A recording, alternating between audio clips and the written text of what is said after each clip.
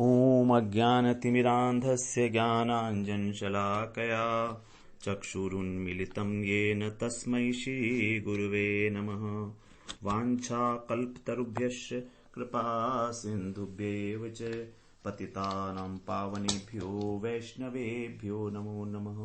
नमो महावदन्याय कृष्णप्रेमप्रदायते कृष्णाय कृष्णचैतन्य नाम्ने गौरकृषे नमः।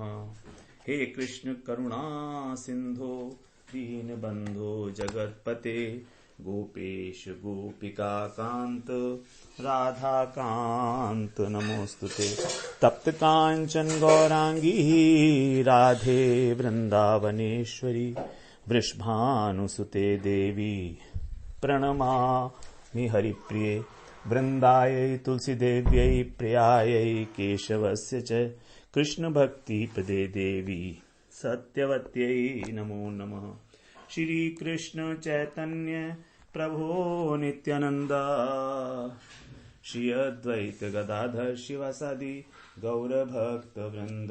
हरे कृष्ण कृष्ण कृष्ण हरे हरे हरे राम राम राम हरे हरे। हरे कृष्णा।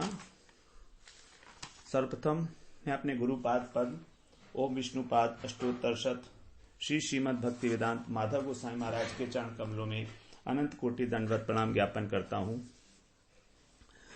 हम लोग श्रीमद् भगवद गीता का 18वां अध्याय श्रवण कर रहे हैं, जिसमें हमारा 6ठा प्रकरण चल रहा है, पराभक्ति प्रकरण। तो इसमें भगवान ने 51, 52 और 53 इन 3 श्लोकों में सांख्य योगी के द्वारा जो उपाय किए जाते हैं ब्रह्मभूत अवस्था को प्राप्त करने के लिए, उसका वर्णन किया संक्षेप में। आज हम 54वां श्लोक 54th श्लोक श्रवण करेंगे। ये हमारा एक माइलस्टोन श्लोक है, इंपॉर्टेंट श्लोक है 18वें अध्याय का। भगवान कह रहे हैं, ब्रह्मभूत प्रसन्नात्मा न शोचति न कांक्षति समः सर्वेषु भूतेषु मदभक्तिं लभते पराम। ब्रह्मभूत प्रसन्नात्मा न शोचति न कांक्षति समः सर्वेषु भूतेषु मदभक्तिं लभते पराम। यहां कह रहे हैं कि ब्रह्मभूत पुरुष का स्वभाव क्या है। निर्विशेष ब्रह्म ज्ञान की सीमा से अतीत है भगवान की पराभक्ति, क्योंकि हम जानते हैं कि भगवान की 3 प्रतीतियां हैं, ब्रह्म, परमात्मा और भगवान। तो जो ब्रह्म प्रतीति है उसके अंदर भगवान का केवल जो चित अंश है वो अभिव्यक्त होता है। भगवान का स्वरूप है सच्चित आनंद। तो जहां पर इन तीनों अंशों की अभिव्यक्ति है वही भगवान का समग्र रूप है। तो ब्रह्म के अंदर केवल चित अंश की अभिव्यक्ति है। चित का अर्थ क्या है? ज्ञान, अर्थात ब्रह्म केवल ज्ञान स्वरूप है। जब उसके अंदर सत्ता मिल जाती है, सतचित हो जाता है, तो परमात्मा का स्वरूप धारण करता है, परमात्मा के रूप में अभिव्यक्ति है। और जब आनंद अंश हो जाता है तो समग्र हो जाता है, वो भगवान अभिव्यक्ति है उसकी। तो एक ही वस्तु 3 प्रकार की प्रतीत होती है। वस्तु एक ही है, वस्तु अलग अलग नहीं है, लेकिन उसकी प्रतीतियां 3 प्रकार के साधकों के अनुसार 3 प्रकार की है। हम लोगों ने जैसे श्रवण किया था उदाहरण के रूप में, एक ट्रेन है, वो ट्रेन आ रही है, रात का समय है। तो जब ट्रेन बहुत दूर दिखाई दे रही है तो उसकी केवल लाइट दिख रही है, तो ट्रेन नहीं दिख रही है, केवल लाइट है। तो यही जो है भगवान की सबसे पहली प्रतीति है ब्रह्म। ब्रह्म एक ज्योति मात्र है, ब्रह्म एक ज्योति है। अब वो थोड़ा और पास आती है, तो जब ट्रेन पास में आ जाती है तो उसका आकार दिखाने लगता है, एक आकार दिखने लगता है कि कुछ आकार है उसका। तो वहां पर उसके अंदर आकार आ गया तो सत अंश आ गया, तो सतचित हो गया। यही जो है परमात्मा रूप की अभिव्यक्ति है भगवान की। परमात्मा का आकार है, चतुर्भुज आकार है परमात्मा का। उसके बाद जब ट्रेन स्टेशन पर आ जाती है तब हमको अच्छी प्रकार से उसको हम देख सकते हैं, तो उसकी समग्रता में उसके दर्शन कर सकते हैं ट्रेन के। तो यह है भगवान की आनंद अंश और उसमें मिल जाता है जब, तो उसमें सच्चित आनंदमय स्वरूप जो है वो भगवान है। यही भगवान का समग्र स्वरूप है। तो यहां पर जो सांख्य योग है, जो ज्ञान योग है, उससे केवल और केवल ब्रह्म की अनुभूति होती है, निर्विशेष ब्रह्म। निर्विशेष का मतलब उसमें कोई विशेषता नहीं है, केवल ज्योति मात्र है, ना उसका आकार है, इसलिए उसको कहा गया निर्विकार है, निराकार है, निर्गुण है, निशक्तिक है। ये सब विशेषण ब्रह्म के हैं। जब वो परमात्मा हो जाता है तो उसके अंदर आकार आ जाता है। तो परमात्मा आकार वाले हैं, सच्चित अंश है, और जब भगवान है तो सच्चित आनंदमय है।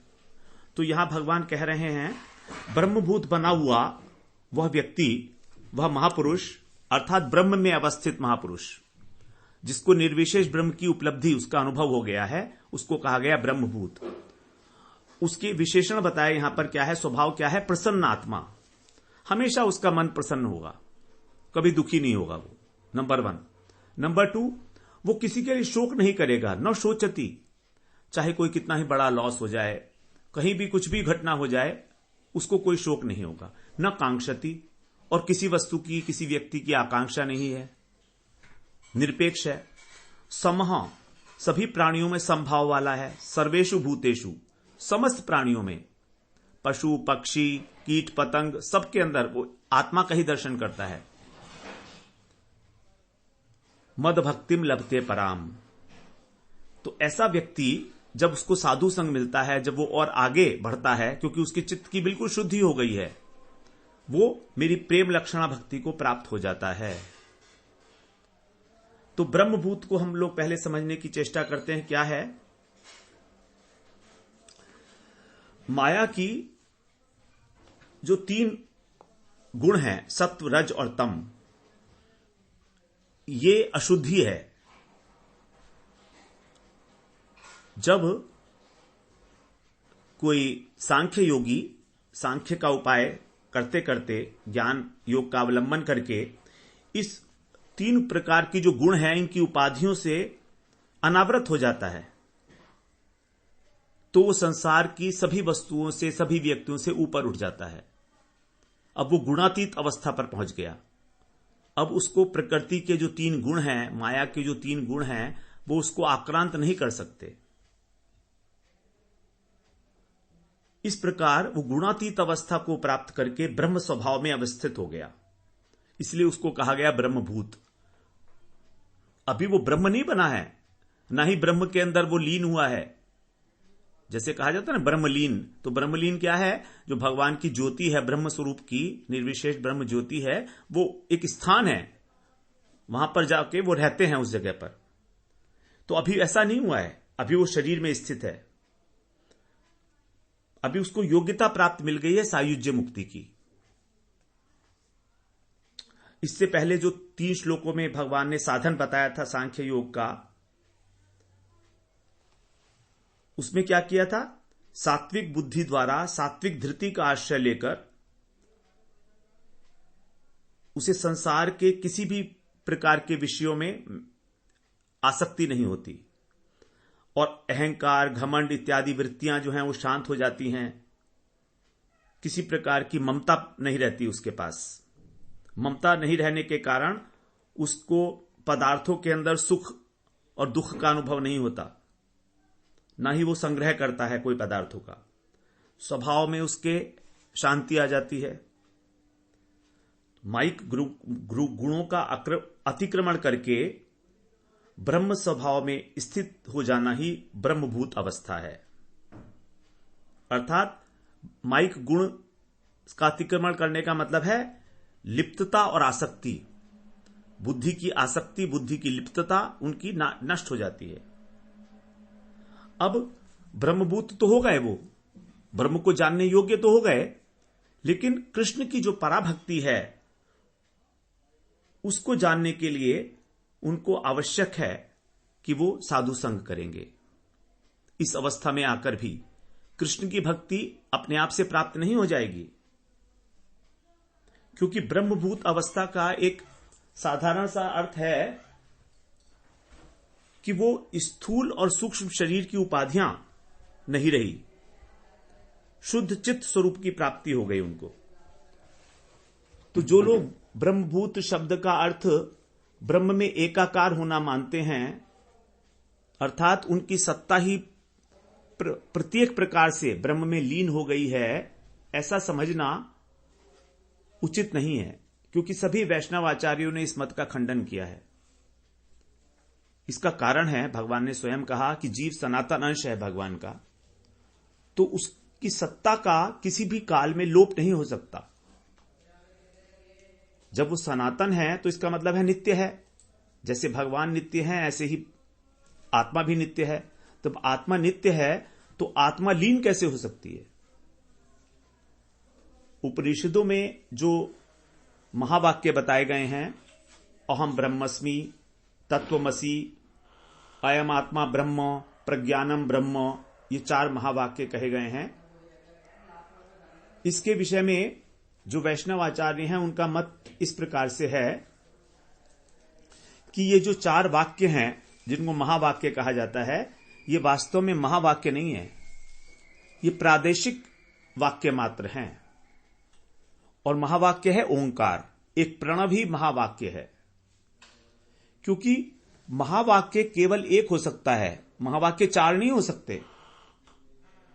जैसे राजा तो अनेक होते हैं, लेकिन महाराजा तो एक ही होगा ना, महाराजा एक ही होगा। उसी प्रकार से 4 महावाक्य नहीं हो सकते कभी भी, एक ही महावाक्य है और वह है ओंकार, यही ब्रह्म स्वरूप है। और वैष्णव आचार्यों के अनुसार जो तत्वमसि का अर्थ है, मायावादी लोग, जो अद्वैतवादी लोग हैं, वो कहते हैं तत्वमसि का अर्थ है कि तुम भी वही हो। ये इस प्रकार नहीं है, बल्कि इसका अर्थ है तुम उनके हो, तुम उनके हो, अर्थात तुम उनके दास हो। यह है इसका अर्थ तत्वमसि का। उसी प्रकार से अहम ब्रह्मस्मि का अर्थ है मैं ब्रह्म हूं, यह नहीं है। इसका अर्थ है कि गुणात्मक दृष्टि से जीव की ब्रह्म के साथ कुछ अंशों में समानता बताई है। इस प्रादेशिक वाक्य के द्वारा जीव की ब्रह्म के साथ कुछ अंशों में समान धर्मिता है। इसी बात को भगवान ने 14वें अध्याय के दूसरे श्लोक में कहा, मम साधर्म्यम आगता, वो मेरे धर्म को प्राप्त हो जाता है। तो इसका यह मतलब बिल्कुल कदापि नहीं ले सकते कि हम उसमें भगवान बन जाता है वो, बल्कि भगवान के साथ कुछ अंशों में सहधर्मिता को प्राप्त हो जाता है। वो क्या है सहधर्मिता? जैसे भगवान गुणातीत हैं, ऐसे ये भी गुणातीत हो जाता है। जैसे भगवान निर्विकार हैं, ये भी निर्विकार हो जाता है। ये नहीं कि उसको इस ब्रह्मांड की सृष्टि करने का, पालन करने का और संहार करने का अधिकार मिल जाता है, ऐसा कहीं भी नहीं है। तो ब्रह्म का अंश होने के कारण आत्मा चित्त स्वरूप है, अणुचित स्वरूप है और माया के वश में किए जाने योग्य है, क्योंकि उसके अंदर चिद बल की कमी है। जब चिद बल बढ़ जाता है भजन करते करते, तो वही आत्मा, वही जीवात्मा भगवान की सेवा के योग्यता प्राप्त करता है। क्योंकि भगवान की सेवा करने के लिए भी चिद बल की आवश्यकता है, चिन्मय बल की आवश्यकता है, चिन्मयता की आवश्यकता है। इस जड़ शरीर के द्वारा चिन्मय भगवान की सेवा नहीं की जा सकती। भगवान का जो विग्रह है वो चिन्मय है, पूर्ण चेतनात्मक है, और हमारा जो शरीर है वो जड़ है। तो जब हमारा जड़ शरीर क्या है? ये सूक्ष्म शरीर और स्थूल शरीर। तो ये जब हमारा सूक्ष्म शरीर चिन्मयता को प्राप्त कर लेता है, अर्थात हमारी इंद्रियां अभी प्राकृत इंद्रियां हैं, जब ये अप्राकृत इंद्रियां हो जाती हैं तब भगवान की सेवा में संयुक्त होती हैं। और भगवान विभू तत्व हैं, जीव अणु तत्व है। भगवान मायापति हैं, जीव माया के वश में होने योग्य है। ये कभी एक नहीं हो सकते। लेकिन ये जीव भगवान का सेवक है, तो सेवक सेवे भाव के अनुसार जीव को भगवान से अभिन्न मान लिया गया है। क्योंकि सेवक की सत्ता सेव्य से अलग नहीं होती। जैसे गुरु की, शिष्य की सत्ता गुरु से अलग नहीं है। अगर मान लीजिए कहीं पर गुरुजी जा रहे हैं तो यह कहा जाता है कि गुरुजी वहां पर जाएंगे। अब गुरुजी के साथ जो 3-4 शिष्य चल रहे हैं वो भी वहां पर जाएंगे, तो उनके लिए तो लेकिन कहा नहीं था कि गुरुजी और उनके शिष्य भी आएंगे। शिष्य तो उनके साथ ही है ना, तो उनसे अभिन्न है। लेकिन यदि 2 पृथक पृथक संप्रदाय के लोग हैं, महापुरुष हैं, 2 महापुरुष हैं, तो उनके सबके अलग अलग शिष्य हैं, तो वहां पर कहेंगे कि 2 महापुरुष आएंगे, क्योंकि उनकी सत्ता अलग हो गई। अब 2 गुरु हो गए, तो शिष्यों को गुरु के साथ ही मान लिया जाता है। उसी प्रकार से सेवक को सेव्य के साथ मान लिया जाता है। एक सेठ जी के साथ 4 आदमी चलते हैं, 5 आदमी चलते हैं, अंगरक्षक चलते हैं राष्ट्रपति के साथ, तो यही कहा जाता ना राष्ट्रपति जी आएंगे यहां पर। यह नहीं कहा जाता कि उनके अंगरक्षक, उनके सबऑर्डिनेट, उनके बॉडीगार्ड सब आएंगे, वो ये नहीं कहा जाता। लेकिन वो आएंगे, उनकी सत्ता राष्ट्रपति की सत्ता से है, उनसे अलग नहीं है। तो भगवान ने, चैतन्य महाप्रभु ने इस तत्व का, वेदों का सर्वांगीण विवेचन करके जीव का भगवान से युगपत अचिंत्य भेदाभेद सिद्धांत प्रतिपादित किया है। युगपत का मतलब एक साथ, मतलब भगवान के साथ जीव का भेद भी है और अभेद भी है। अब अभेद केवल एक है, अभिन्नता केवल एक है कि आत्मा भी चिन्मय है और भगवान भी चिन्मय है, और भेद बहुत सारे हैं। वो अणु है, वो विभूत, ये अणुचित है, वो विभूचित है। ये माया का दास होने योग्य है, वो मायापति हैं। ये केवल एक शरीर को जानने वाला है, वो सर्वज्ञ हैं, सभी शरीरों को जानने वाले हैं।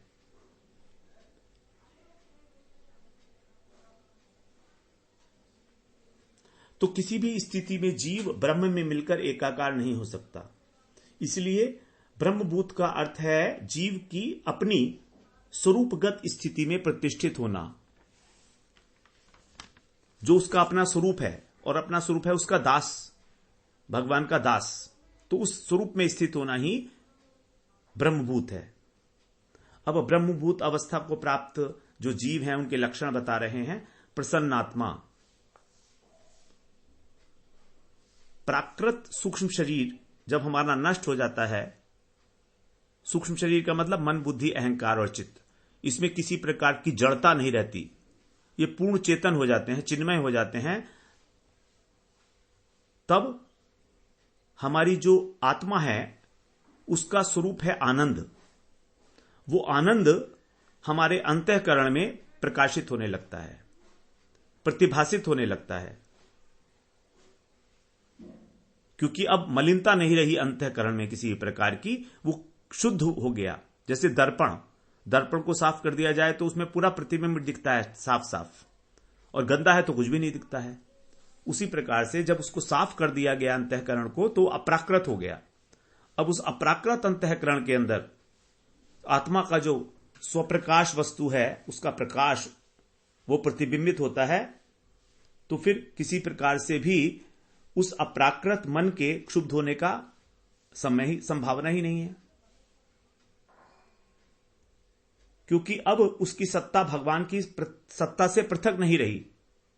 जब तक हम अपने शरीर को अपना मानते हैं, अज्ञानवश, अशुद्धिवश, तभी तक हमारा भगवान से पृथकता है।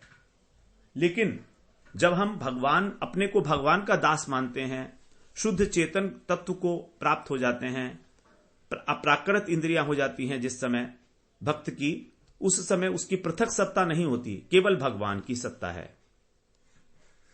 तो फिर मन के शुद्ध होने का प्रश्न ही नहीं है, क्योंकि भगवान आनंदमय है।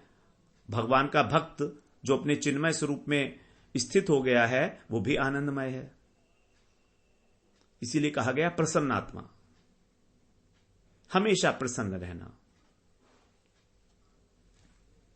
प्रसन्न चेतसो हि आशु बुद्धि पर्यवतिष्ठते, दूसरे अध्याय में भगवान ने कहा था ये, कि जिसका चित्त प्रसन्न है उसकी बुद्धि तुरंत अपने स्वरूप में स्थित हो जाती है। पर्यवतिष्ठते, अच्छे प्रकार से भगवान में स्थित हो जाती है। दूसरे अध्याय के 65वें श्लोक में भगवान ने बात कही थी, वही बात कह रहे हैं यहां। प्रसन्नात्मा न शोचती न कांक्षती, किसी प्रकार का शोक, किसी प्रकार की इच्छा रहेगी ही नहीं। केवल भगवत अभिलाषा, केवल कृष्ण को किस प्रकार से सुख मिलेगा, इस प्रकार की इच्छा रहेगी। तो प्रसन्नता की पहचान है वे कभी शोक चिंता नहीं करता। संसार की कितनी ही बड़ी हानि क्यों ना हो जाए, भूचाल क्यों ना आ जाए, सब कुछ खत्म क्यों ना हो जाए, उसे किसी प्रकार का कोई शोक नहीं है। और ना ही वो चाहता है कि मेरे को अनुकूल परिस्थिति ही हमेशा मिलती रहे, मुझे कोई कष्ट ना हो शरीर को, इच्छा नहीं करता वो। क्योंकि अब वो भगवान में स्थित है, अपने स्वरूप में स्थित है, और अपने स्वरूप में स्थित होने के कारण अब इस संसार की नाशवान वस्तुएं वो बनती रहें, बिगड़ती रहें, इसका कोई प्रभाव उस पर नहीं पड़ता। केवल व्यवहार मात्र के लिए थोड़ा सा संपर्क रहता है, केवल व्यवहार के लिए, केवल भगवत प्रीति कामना, उसके अतिरिक्त सांसारिक विषय वस्तु की कोई आकांक्षा नहीं। क्योंकि देहिक अभिमान नष्ट हो गया। अब देहिक अभिमान नहीं रहा तो अभाव खत्म। अभाव तो देह को होता है, शरीर को होता है, आत्मा को किसी प्रकार का अभाव ही नहीं है। आत्मा तो पूर्ण है। तो हमको जो इच्छा करते हैं, हम इसलिए करते हैं कि हम अभावग्रस्त हैं, और अभावग्रस्त हम इसलिए हैं क्योंकि हम अपने को देह मानते हैं। तो दैहिक अभिमान के नष्ट होने पर अभाव का अनुभव होगा नहीं, और जब अनुभव का अनुभव नहीं होगा तो कामनाएं पैदा नहीं होंगी, इच्छाएं पैदा नहीं होगी। इसीलिए उसको कहा गया पूर्ण काम।